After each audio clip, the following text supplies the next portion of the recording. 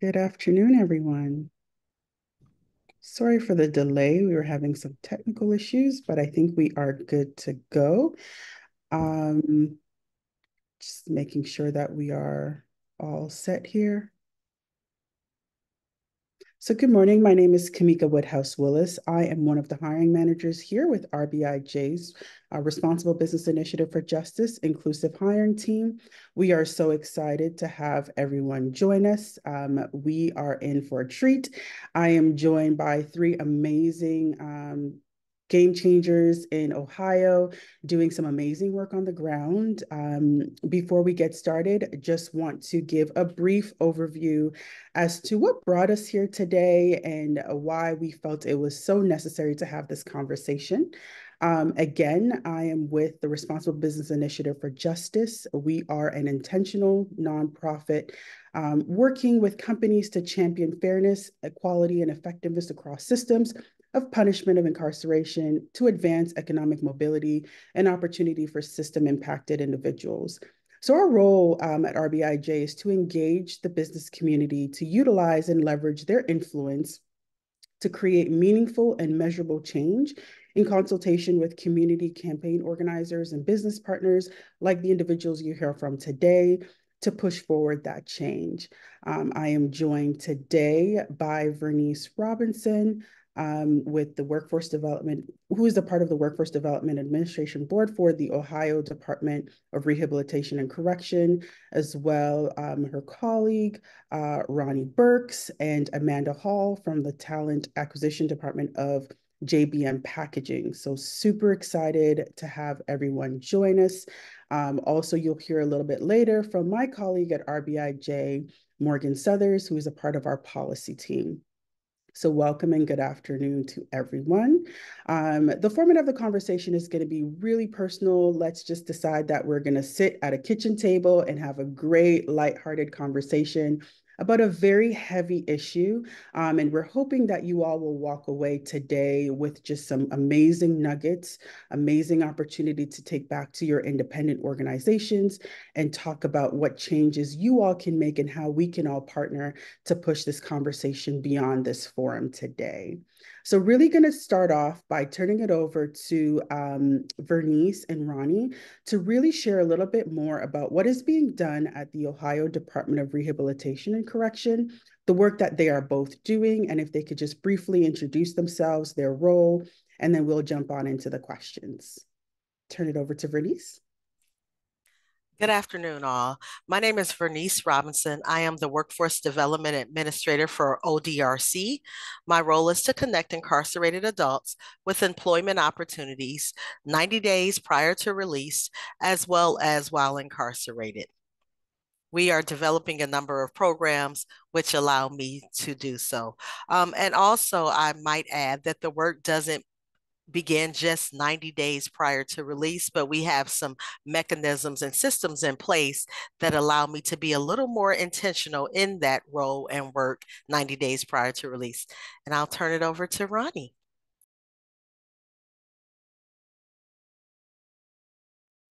Good morning, or I guess good afternoon, everyone, depending on where you are. As Kamika shared, I'm Roni Burkes-Trowsdell. I have the pleasure of serving as the Deputy Director in the Office of Reentry for the Ohio Department of Rehabilitation and Correction. And our office works with Vernise's team to ensure that men and women who are returning from incarceration have an opportunity to be successful. That's our goal. And so we do that in a lot of different ways. I am fortunate to say that I have a fabulous team of folks across the state of Ohio who cover every single county. We have 88 counties here in Ohio, so they cover all 88 counties. We have 28 state correctional facilities, of which are all over the state in those counties. So they cover all 28 correctional facilities. They cover all our adult parole authority offices in our counties. In addition to that, they work with community partners across the state. And as we engage today, you'll hear more about the work that's being done in Ohio with our team and how it really connects to the work that Vernise does every single day with her team. So thank you. Awesome, thank you. And I'll allow Amanda to go ahead and introduce herself briefly. Hi, everybody. My name is Amanda Hall. I'm the Talent Acquisition and Training Specialist at JBM Packaging. And for those of you who don't know or are familiar with JBM, we're a manufacturer in the greater Cincinnati area, but based in Lebanon, Ohio. And we've been around for about 40 years. And we manufacture envelopes and all different types of eco-friendly packaging. And we are proud to be a fair chance employer. We've been a fair chance employer since 2016, and we love to partner with the ODRC and love the work that they are doing. Perfect. Thank you, Amanda. So I'm just going to turn it back over to Vernise and Roni to kick us off in conversations. Just wondering, why do you believe it's so important for the work you all are doing with the Department of Rehabilitation and Corrections to be heavily involved in fair chance hiring practices? So I believe and I know that it's important for this work as Ohio returns 18,000 persons back to the state each year annually, at least 18,000. Those individuals will be our neighbors. They might be our coworkers. They may be our friends, family, or loved ones. And when we want them, when they return, we want them to be successful. So it's appropriate to provide their toolbox with the necessary tools to put them on that pathway to success. And I echo what Vernise says. I just think it's the right thing to do. And I think it's just that simple. It is so important for us to partner with organizations, companies, and agencies across the state to make sure that our men and women returning have a fair opportunity. And we have a huge responsibility in not only ensuring that that opportunity exists, and we understand that that's we understand that that's our responsibility, but we also have a huge responsibility to educate the community about the people that we serve. There's so many myths about people who are incarcerated, who they are, what they look like, what they're going to come home and do. And what we've seen has been just so very different than what society believes. And so it's so important. We have a huge responsibility, but I think it's just really simple. It is the right thing to do. And just to kind of echo that, in terms of it being the right thing to do, you talked about, or you both touched on them returning and being your neighbors, right? Being our fellow, employers, employees, because individuals that are returning to the community, they're also business owners, right? Can you kind of speak a little bit more about the barriers that individuals face when they're preparing to exit the carceral system? So I can talk about that because I deal with it every single day. And, we talk a lot about barriers. We talk about the things in our society that actually really prevent people from being successful or certainly interfere with it. And our goal is always to stop that. Our goal is always to interrupt that. And so, while there are a lot of barriers for people who are returning from incarceration, there are three, I think, what I consider to be the three main barriers that we see every single day. Employment is one of them. And I know we're going to talk about employment with having Amanda on here from JBM, one of our wonderful, some people say second chance partners. I say fair chance partners because it's really about giving people a fair chance. When you put our men and women up against the people who are civilians who are out in society, I think that oftentimes you won't see a difference in just on them on the surface level, but what you'll see is more of a commitment. You'll see more of a structured person, people who show up on time, people who really want the job. So I'll talk a little bit more about that. But employment certainly is one of our largest barriers to people returning home. I can tell you that we've seen, I would say, things got a little bit easy for us during the pandemic. Now, I know that sounds really strange, and people are probably thinking, what is she talking about? But during the pandemic specifically, and especially immediately afterwards, the whole world was hiring.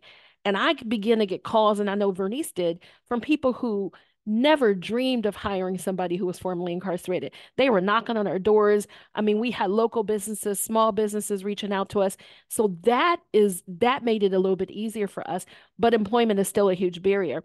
One of the other barriers when I talk about the top three is transportation, especially when we have people, especially in Ohio, returning to some of our more rural communities where there's not public transportation, where there are not opportunities to Uber and to Lyft and do those things that we do with rideshare programs. We have men and women who have difficulty getting to just basic services, whether it's whether it's getting to an employment or an employer or job, but also getting to some of the medical needs that they may have or other social services that they need.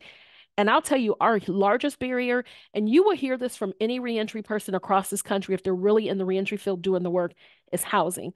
We are in a housing crisis in this nation, and Ohio is no different. We have worked hard to create housing opportunities for the men and women returning, but housing is probably our number one barrier. It is so it blew my mind, and I don't think people realize how difficult it can be for somebody with a felony conviction or that has touched the criminal justice system in some capacity to get housing. And I'm gonna tell you when I first realized how huge it was. In 2020, during the pandemic, we had sold our home. My husband and I were building a new home. We needed to go to an apartment. We had 30 days to move out our house and get into an apartment. And everywhere we went to look for an apartment, we were asked, both of us were asked if we had a felony conviction. Well, he works in a whole different field, so it didn't, bother him, but it bothered me. And so I started asking questions about, well, what if I did have a felony? You wouldn't rent to me? Well, how long would it take for you to rent to me? Well, what if I've been out of prison for this many years? Would you still consider it? And I was shocked at some of the things that these housing providers said to me and the barriers that our men and women truly do face. So housing is a huge crisis. And we'll talk a little bit later about what our agency is doing to address the housing crisis, because we simply can't wait for the community to do it. We have to do it ourselves.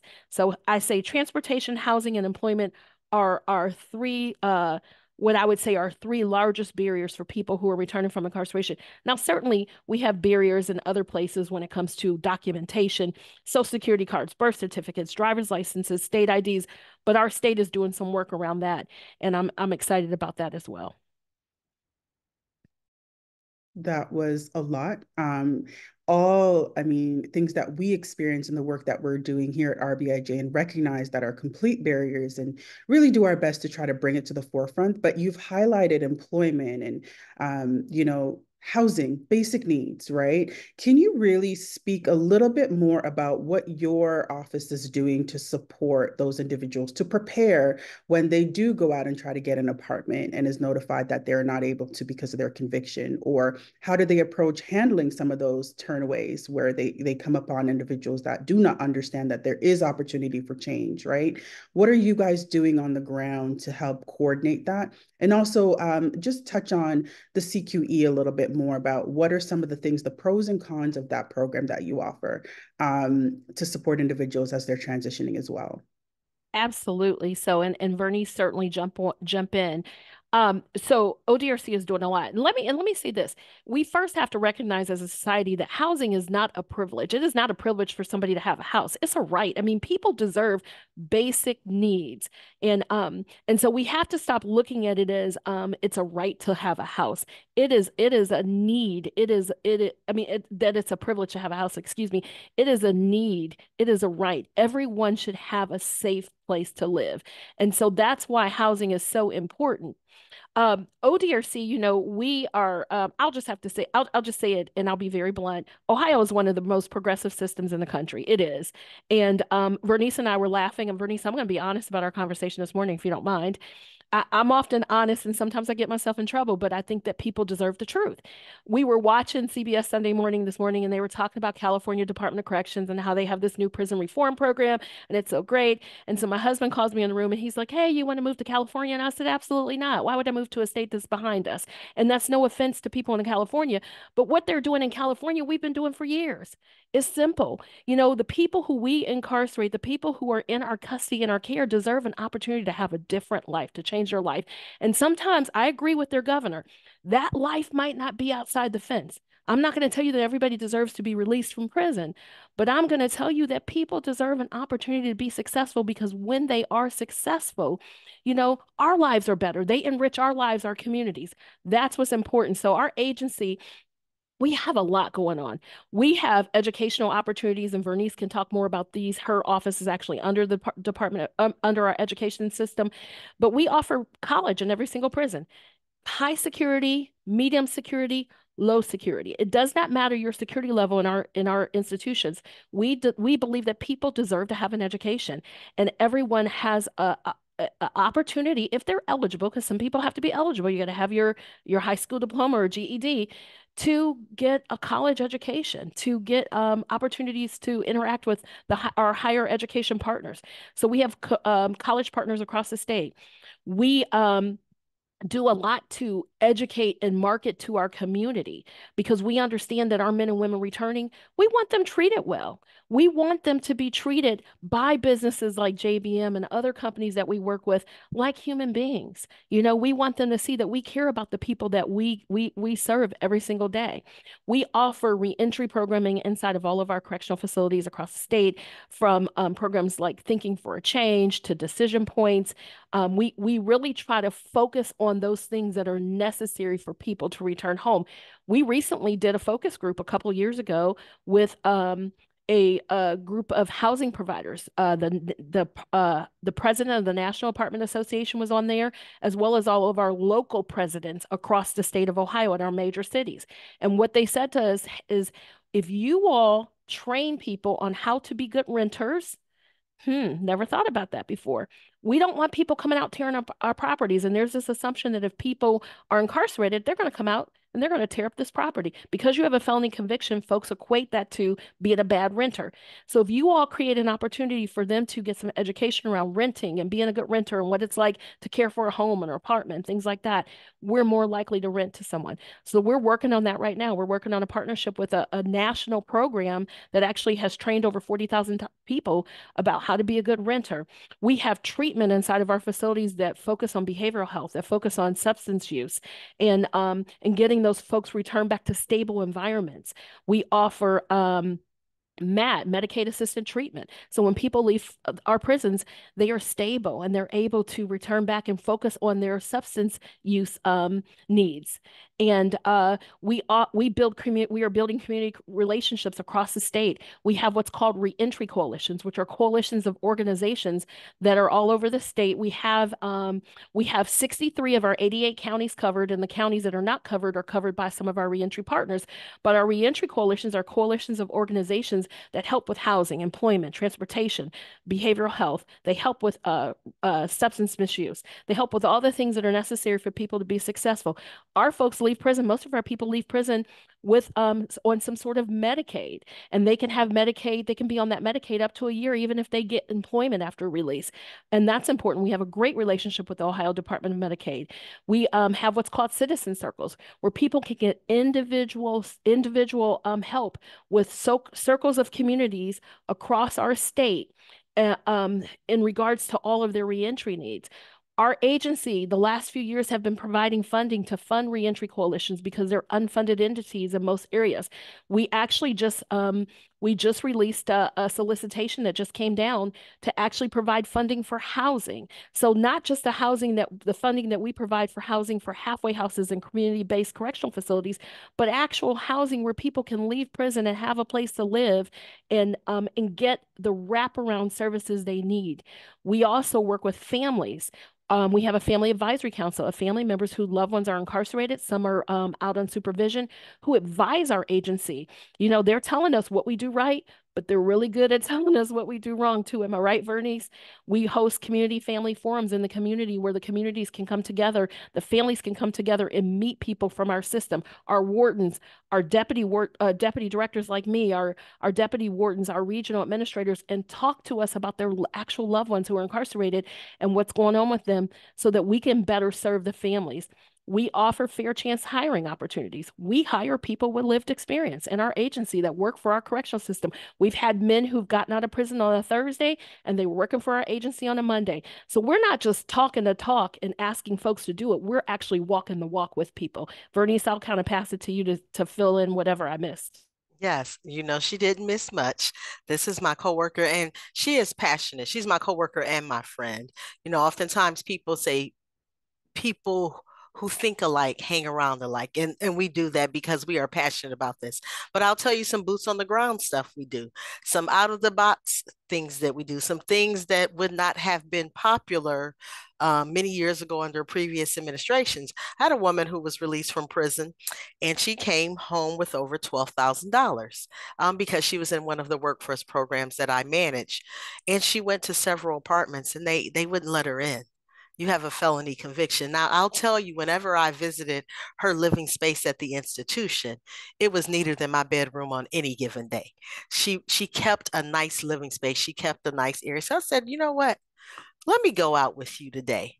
Let's go to some of these apartments because money talks. You know the old saying, money talks. We visited a few apartments together, and one she really liked and really wanted, and the landlord kept saying no. And I said, well, what if she could extend to you the first month's rent, the last month's rent, and the security deposit? No. I said, what if she can extend to you the first month's rent, second month's rent, security deposit, and the last month's rent? No, I'm really not interested in hiring people with felony convictions. I said, okay, thank you. Let's leave. So we left. I said, I promise you, we won't make it to this stop sign before he'll call back. And sure enough, he called her back and said, I would like to reconsider. She's lived there over a year. And guess what happened after the year? Hey, do you know anyone else getting out of prison?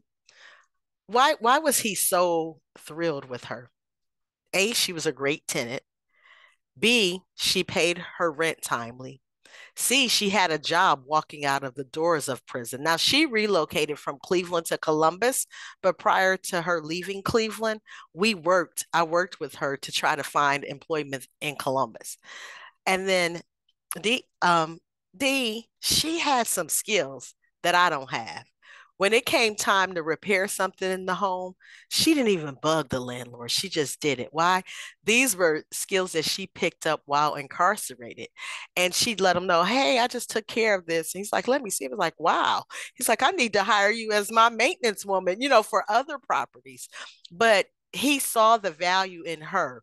Now, there are people, and I share this with Roni all the time because we're very close. I live next door to a woman who has a master's degree. And she owns her home, and I would think she would be a great property owner. But if Roni comes over to visit, she's like, absolutely not. And I'm living next door to a daily. So just because someone has a felony conviction doesn't mean they're a bad tenant. The employment piece is so good because the employers that I work with, so we have under my office, there are 11 employers, private partners, employers that I currently work with, that the men and women leave prison every day and go work. Within our prison system, there are 10 companies that have set up shop within our system. And all of these companies, a total of 21, but we have about 5 that's coming on board in the very near future that I didn't even name. Those companies are paying at least minimum wage. So it affords our population to return with a hand up and not a handout. Now they have enough money to, in my day, it was called a hoopty, buy a little hoopty, a little card that'll just at least get you to and from work. They have that security deposit. They have the first month's, last month's rent. They have the opportunity to buy the necessary work clothes that they may need, but also our Office of Reentry provides the support necessary to do that. So we are in some transformative times at ODRC. We have an extremely supportive governor, Governor Mike DeWine and his administration. They believe in this. They know that it's important. They have sat on panels with Roni, panels that we've been invited to, he and the lieutenant governor. And they have visited several of our prisons throughout their term, which is rare. So thank you.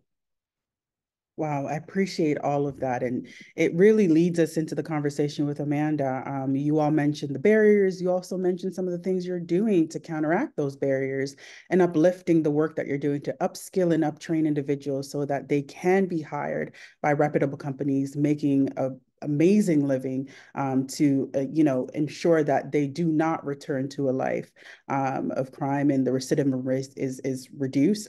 So Amanda, just want to talk to you a little bit more about what JBM Packaging is doing to support reentry work, and how are you guys facilitating your partnership with Roni and Vernise, and what does that look like in practicality? Yeah, definitely. I'd love to talk about JBM and our Fair Chance program. So just so everyone is aware, our Fair Chance program, we started that in 2016. And since 2016, we've successfully employed 116 Fair Chance team members for at least 6 months or more since that time. So sometimes, they move on and, do something greater than working at JBM. Sometimes we promote them within the organization. So we just like to look at that 6 months. If we've employed them for at least 6 months, then we've done our due diligence to set them up for success for the rest of their career, wherever it may be. And currently we have 142 team members at JBM Packaging. And of those 142, 41 are Fair Chance team members. And of those 41, 19 of them have been internally promoted. So this has been something that's been critical to the success of our company long term. And we love to partner with the ODRC in various ways. We employ people from the halfway houses in Cincinnati. That's become a very successful recruiting option for us. We also go into the prisons, and I'll go in there and do a presentation about JBM and our Fair Chance program to help recruit people from the inside, so when they get out, they already know they want to come work for us. And then we also have an adjuster apprenticeship training program. So one of our most skilled positions is called an adjuster, and it takes about 2 years to train somebody to do that position. So we've actually moved some of our machines within London Correctional, and we train up our team members while they're still incarcerated, so that when they get out, they have a job with us. They have that money in savings, that little nest egg, so they have a successful reentry, and then they can hit the ground running as a successfully, trained adjuster for us, out the gate, which has been, huge for us. Since we started that program, we have employed 9 adjusters from that program at JBM. Can you speak to some of the misconceptions employers have when they hear about Fair Chance hiring or potentially hiring someone with a background? What are some of the misconceptions, and how does JBM Packaging kind of work around that? Well, I think, people are used to what they see on TV, and, like Roni and Vernise were saying earlier, like that's not really who people who are incarcerated are. The majority of people who get out of prison, they want to do good. They want to live a great life. And the key to them being able to do that, in my opinion, is having a job. Having a job is your anchor. If you don't have a job, it's going to be a lot harder for you to live a successful life that is free of crime. If people don't have a job, they'll just go back to what they're used to doing, which will most likely lead them back to prison. And, not everybody in prison is violent. A lot of people are in prison because of substance use disorder. It's either led them to possession charges or charges that, the root of the problem is substance use. So we have certain parameters that we've put in place to ensure our team that we're not hiring violent people. Everybody at JBM feels confident that the people that come work for us are safe to work with. We treat everybody on a case-by-case basis. We want to hear you out. We don't judge you for your past. We judge you for who you are today and what you've done on your reentry journey or transformation. What people have done while incarcerated, it speaks a lot to the person who they are today, not who they were when they committed their crime. But there's just a few crimes we won't accept. We won't accept violent crimes against women or children, murder, or any type of sex crime. Other than that, we're open, and we've never had a problem with somebody coming on board with us and being violent or threatening to any of our team members. And I don't know if people think people in prison are lazy or don't have, good work ethic. It's the completely opposite. People coming out of incarceration, they are just thankful and grateful just to have a job. So they're going to work 10 times harder than your average employee, and they're going to be a lot more loyal and dedicated. And if you think about it, this group of people are extremely resilient. They've been through some major trauma in their life. Going to prison is trauma in itself. And to be able to come up out of that and be successful, they're going to be able to bounce back from so many things that happen in the work environment that most people would not. Just really quickly, I know we spoke a lot about some of the barriers, and one specific barriers we've come upon in our work with the inclusive hiring team and ushering individuals into meaningful employment is transportation. When you and I met a while ago, you spoke to an amazing opportunity that JBM offers with transportation support. Can you highlight that briefly before we segue into wrapping up? Yes. So, transportation is a huge barrier, and we wanted to help with that because if people didn't have transportation to and from work, then it was going to just result in, turnover for us. So it was in our best interest and the team members' best interest to come up with a solution. So we actually partner with a temporary agency that provides transportation for our team members from the halfway houses in Cincinnati to Lebanon and back. It's completely free to the team member. So they know they have a guaranteed way to and from work each day. And we know we have a guaranteed team member that's going to be at work every day because they have a guaranteed ride.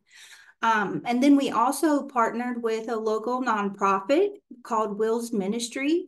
And what Will's Ministry does is they take donated vehicles and they fix them up and they give them away to people in need. So we've come up with a program called Roadmap to Will's, where the first step is you have to, be working towards getting your license and insurance.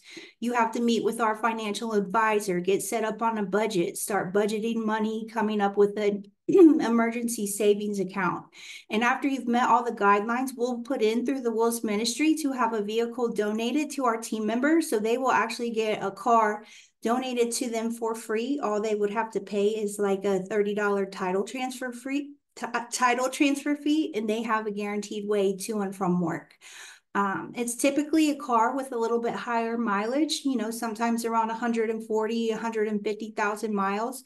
So the goal is not for them to stay in that car. It's to continue to meet with our financial advisor, budget and save for the next year so they can take their trade-up vehicle that was donated, all the money that they've saved, and if they complete the program, JBM will actually give them $1,000 match to trade all that in for a newer vehicle that's going to be more reliable for them. And we've donated over 36 cars to team members since this program has existed. Awesome. I'm going to ask a two-part question to tie us all up here, but just wondered if you can kind of give any advice to some of the other business partners that are on the call today. What is something practical that they can do to start if they are not already fair chance hires, if they're on the spectrum of starting to try to understand how to become a fair chance hire? What are some practical steps that you can offer based on the work you've done with JBM Packaging? And if you are open, and I know you are, can you share your journey to employment with everyone here today? Yes, certainly. So I think, for anyone out there that's interested in becoming a fair chance employer, the first thing that you would need to do is you would need to get a group of people within your company together, somebody from HR, somebody from the leadership team, somebody from operations, so you could really understand how this is going to impact your company full circle. And then what I would suggest is reaching out to another fair chance employer, or there's so many community resources. There's so many companies that are out there within the community that want to help employers become fair chance employers. You could reach out to them as a first step. I know we do so much at JBM, on site at JBM. We have a full-time life coach, a financial advisor, but you can always outsource that to organizations in your community that are willing to support you in that. And that would be my advice to other people out there considering becoming a fair chance employer. But It is a huge decision for your company to make. So you would need to make sure that everybody was 100% on board with it throughout the company. And our owner, Marcus, that's what he actually did when we decided to become a fair chance employer. He made it be known to everybody that this is what we were going to do and this was the future for our company. And, you needed to either get with it or, JBM wasn't going to make sense for your future. Oh, and then my story. So, Wait a minute, Amanda, before you go on that, can I just add something? Kamika, I apologize. Be open to educating yourself and new ideas and concepts. Fear of the unknown is the biggest thing we have as a people. We invite you at DRC. We are transparent. If you want to come in and see what it looks like, a day in the life of corrections, a day in the life of an incarcerated person, a day in the life of an incarcerated person who works, please feel free to reach out to us. We're open. You will be so impressed at the skill set, the attitude, the aptitude, and the ability that these men and women have, the drive and the perseverance that they have, the determination that they have when you walk through our doors. You will see that they are not what you see on TV. You're going to run into men and women who are respectful. They look like your daughter, your son, your cousin, your brother. You may run into one of your relatives. I've had that happen. I took a group of people on a tour to Marion Correctional where we have an extensive welding shop. It's amazing. And the individual did not know his cousin was incarcerated. Imagine what that moment was like. But what he did know is when his cousin left for incarceration, he was a bad boy. He was a bad man. But one of the correction officers said, "Can I talk to you?" The changes that this young man has made. And he, mind you, he was a juvenile when he went. The changes, he said, I've watched him grow up and he is an amazing individual. So I just say be open to educate yourself. If you're from Ohio, you are a taxpayer. You help support the Ohio Department of Rehabilitation and Correction. So you should be able to see where your taxes are going. So I open you to, I ask you, reach out to us so you can visit. I'm sorry. Thank you. Okay, and then just to give you all a little bit insight about, why I'm so passionate about fair chance hiring is because I myself am fair chance. JBM Packaging took a chance on me back in 2019. I was at the Ohio Reformatory for Women. Roni was actually my warden at the time. And I had been so successful in prison. I had done all the programs and I was, ready to take on the world, but I had all this fear and anxiety of how am I going to continue my success outside these prison walls? Because even though I have a great resume, I know nobody's going to hire me because I have felonies on my background. And then like one day, this company came in, obviously JBM Packaging, and they were talking about they had job opportunities for people with felonies on their background. And it just blew me away. They paid a livable wage. I couldn't believe they were paying above minimum wage. And they had career advancement opportunities. And they wanted their team members to be the best version of themselves. Like everything they were talking about was like calling me like, this is the place that I'm meant to, be. So, I got out and I got a job with JBM right away. I was an entry-level machine operator and, I did all the things. I did the CAR program. I met with the life coach. I did our financial coaching program and everything I did set me up for a successful reentry. The life coach helped me navigate all the barriers that I was facing. We knocked them down and then I became successful at work too. I had a background in training and management. So I let that be known and I just made it my goal to be the best machine operator that we had. Eventually they asked me to be a trainer. Within a year, they asked me to be the lead trainer. And then within a year and a half, they made a position for me in human resources. It's my position now, talent acquisition and training specialist. But it's so awesome because, JBM we don't judge people for their past. It's for who they are today. And I'm not the only person that's been internally promoted. Our second shift supervisor, Brian Frawley, he's fair chance. Our leads on second and third shift, they're fair chance. You know, we want people to be able to grow, and, you know, their background shouldn't hold them back.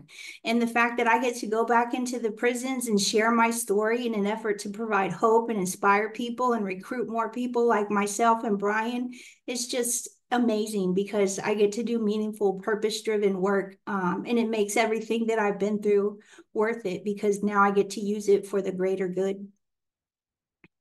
Thank you so much, Amanda. I really appreciate your transparency, appreciate your dedication to this work. So grateful for your voice and uplifting the work completely. Again, just want to bring it back home and ground us in the work that we're doing here with RBIJ and why we are so passionate about the work. So you can see from beginning to end, from incarceration to exiting the penal system, gaining employment, the work that we do, it really ties into how your voice as business owners and community leaders is so important. And so I want to turn it over to Morgan briefly from our policy team to talk a little bit more about the policy work being done on the ground in Ohio. Awesome. Thanks, Kamika. And wow, what an act to follow. Yeah, incredible conversation. Thank you all so much. I want to be mindful of time. I know we want to have a Q&A, so I'm just going to take up a couple of minutes. So yeah, as Kamika mentioned, my name is Morgan Southers. I am the Senior Manager of the Policy and Advocacy team here at RBIJ. And our Policy and Advocacy team essentially works with businesses to use their voice, platforms, and leverage to move critical reform initiatives at both the state and the federal level through both public and private advocacy. So we have worked on campaigns in nearly half of all US states, ranging from ending extreme sentencing like abolishing the death penalty and juvenile life without parole, to advancing justice for the workforce, such as passing clean slate laws, bail reform, driver's license suspension reform, and occupational licensing reform. And throughout all of our efforts, we always work with local justice reform campaign organizations on the ground. So I want to take just a couple minutes to tell you all about our current policy opportunities in Ohio, where we're working on 2 workforce bills. So the first being Senate Bill 198.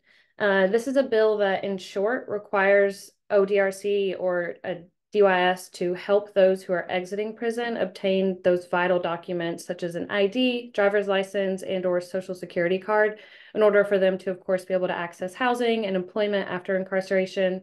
The bill also requires ODRC to assist soon-to-be-released individuals with resume writing and practice interviews in order to ensure success in obtaining employment post-release. So this bill really builds on the CQE program and all of the great work at ODRC that you guys just heard about. It just recently unanimously passed the Senate and has been sent to the House Committee on Homeland Security for a hearing. And then speaking of transportation issues, we're also supporting Senate Bill 37, which is a common sense and bipartisan bill that would end debt-based driver's license suspensions in Ohio. It too just recently passed the Senate unanimously and has been sent to the same committee in the House.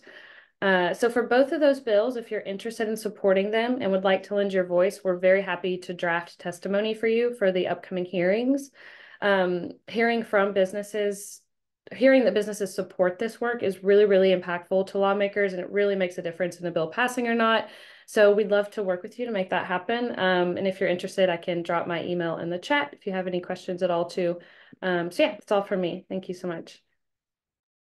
Thank you so much. I know we had some hands raised while you guys were sharing a little bit more about your different work that you're doing. Happy to field some questions. I know one of the questions I answered prior was, how do people get in contact with you? So I will be sending a follow-up email to all our attendees, and I can definitely put in your information, the information of the panelists, so people can reach out directly. So happy to field any other questions anyone has. You can drop them in the chat or come off mute. Let me just make sure I'm fielding all the questions in the Q&A section.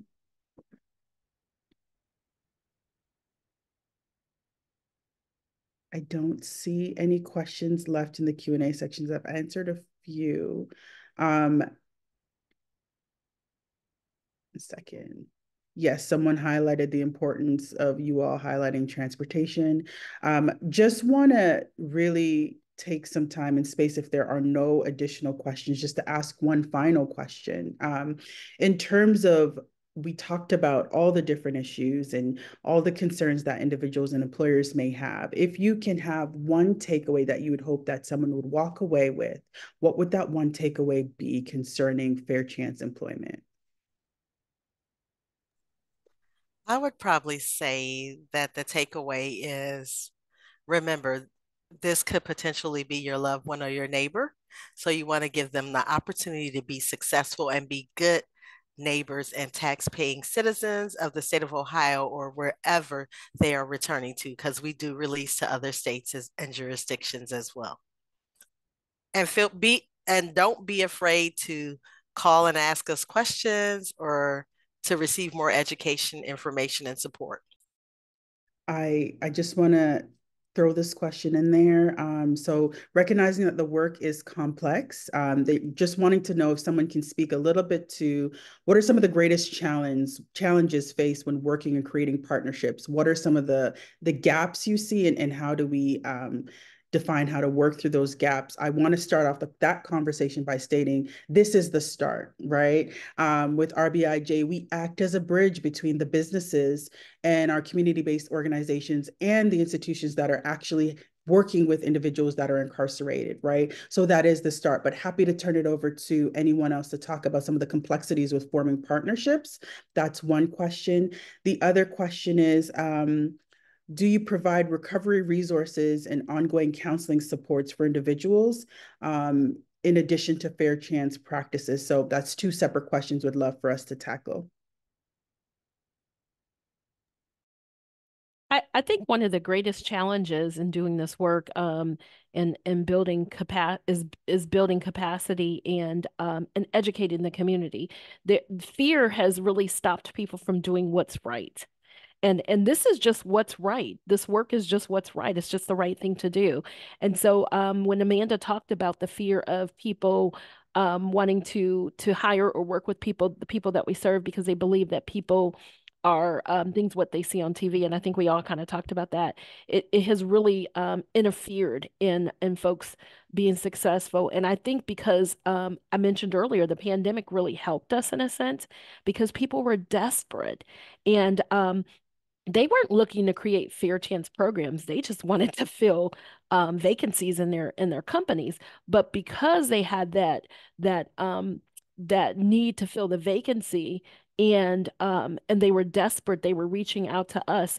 I think it helped to create more fair chance partners out there. So I think our greatest challenge is the fear and in a sense the ignorance of our community across this country about the people that we work with every day and the people that we serve, and that they are in very much they look like all of us. They can be any of our loved ones. And who would have ever thought, just even looking at Amanda or hearing her talk, what her history and her background was. And I did have the pleasure of serving as her warden, and it was a pleasure because when you meet women like Amanda, who are doing everything they can to change their lives, it just makes the work that we do more meaningful. I think it's important for us. So then addressing that fear, it's important for us to educate people. It's important for RBI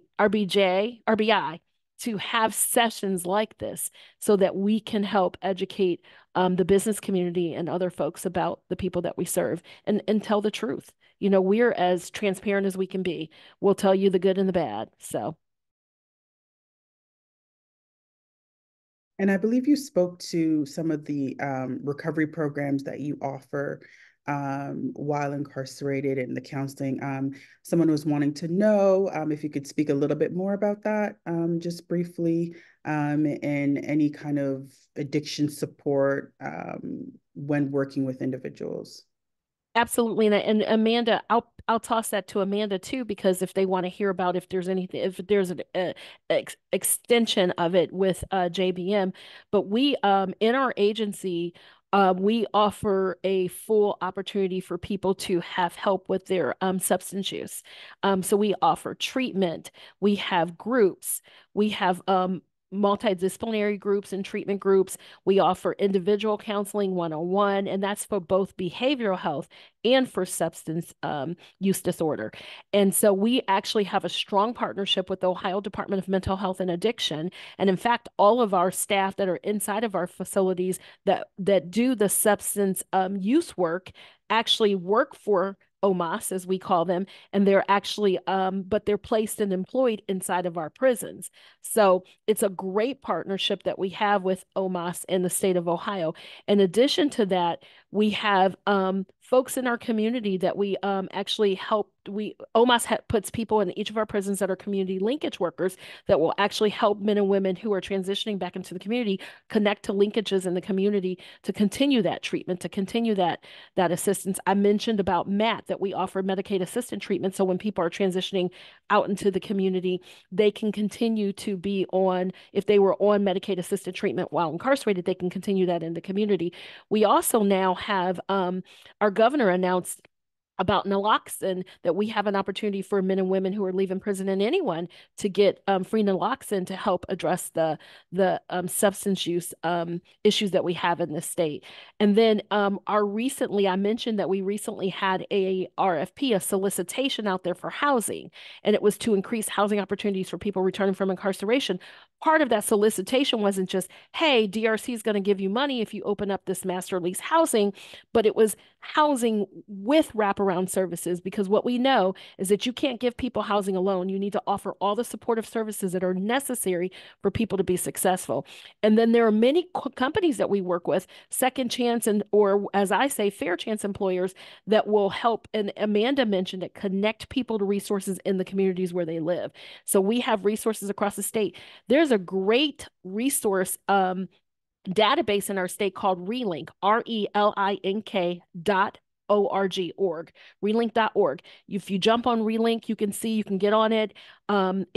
Actually, all the men and women in our facilities have access to it from their tablets, and they can search for resources, not only resources dealing with substance use disorder and behavioral health disorder, but they can look for reentry resources, housing, transportation, employment, all those resources that are necessary for people to be successful. And we partnered with Relink so that we could get it on our tablets because we thought that information was so vital. So there's so much out there. We have a lot of recovery housing in the state of Ohio, which we're grateful for. It doesn't mean we have enough. We have a lot. We can always use more. So there's a lot of resources out there for the people in our state.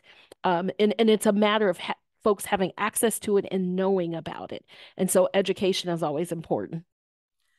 And one thing I wanted to add for employers, there you have the opportunity to take advantage of the work opportunity tax credit as well as a federal bonding program. So if there are some you're nervous about hiring, the federal bonding will assist you through that. Work opportunity tax credit is always good. So those are things that we can share and have information to as well. Awesome. I wanted to give space, Morgan, really quickly when talking about employers and how we can continue to be that bridge and support where we see gaps. Thinking about the WJA, are you able to speak a little bit briefly about the WJA and how that fills the need for supports among business partners? Yeah, absolutely. So the WJA stands for our Workforce and Justice Alliance, and it is essentially a kind of no payment, nothing really required to join other than saying that, yes, you support this work. And it's a network of businesses that support this work. And we regularly provide opportunities, speaking engagements, media opportunities, calls to be able to connect with peers. So it's really just a place for businesses to be able to learn from each other and gain opportunities to continue supporting this work. Awesome, Morgan. And just to kind of build on that, including with the work that we do for our inclusive hiring team, we also support businesses who may not be at the same place that JBM Packaging is, but also recognizing that they're here to learn a little bit more. So curating spaces like this for them to be a part of these types of conversations is crucially important, right? So we do offer training sessions. We partner with various organizations to do so. We've done training sessions on cultural competencies.